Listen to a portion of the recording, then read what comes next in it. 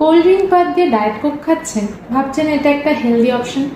Reality কিন্তু একটু আলাদা। হ্যালো অল, আমি ডায়েটিশিয়ান অর্পিতা। আজকে আমি যে টপিকটা নিয়ে বলবো সেটা হলো ডায়েট কোক। আমরা এখন খুব কমনভাবেই এটাকে ইউজ করি, বিশেষ করে কোল্ড ড্রিঙ্কসের অল্টারনেটিভ হিসেবে। অনেকেই মনে করেন যে সুগার ফ্রি আর জিরো ক্যালোরি, তাই এটা সেফ বা হেলদি, কিন্তু সেটা কিন্তু হেলদি অপশন নয়। কিন্তু কেন নয় সেটার কারণ কি জানেন? প্রথমত কিন্তু ক্যালোরির কোনো ঠিক নেই, নিউট্রিশনাল ভ্যালু নেই, এটা শরীরে কিছুই দেয় না, শুধু টেস্ট ছাড়া।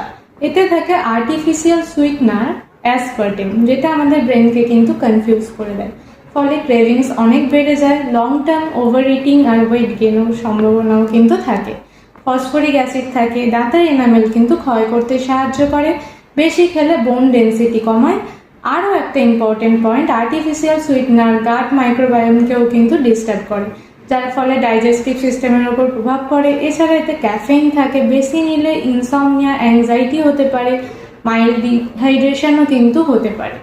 কিছু স্টাডিজ বলছে এক্সেসিভ ইনটেক করলে কিন্তু কিডনির উপরও এফেক্ট পড়ছে, সেটা আবার নেগেটিভ এফেক্ট। তাই zero calorie by sugar free লেখা দেখে ডায়েট কোককে একদমই হেলদি ভাববেন না। কোল্ড ড্রিঙ্কসের অল্টারনেটিভ হলেও এটা কিন্তু সেফ বা হার্মলেস নয়। তাই বলবো moderation is the key. Cold ড্রিঙ্কসের অল্টারনেটিভ হিসেবে প্লিজ ডায়েট কোক নেবেন না। সবাই ভালো থাকুন, সুস্থ থাকুন।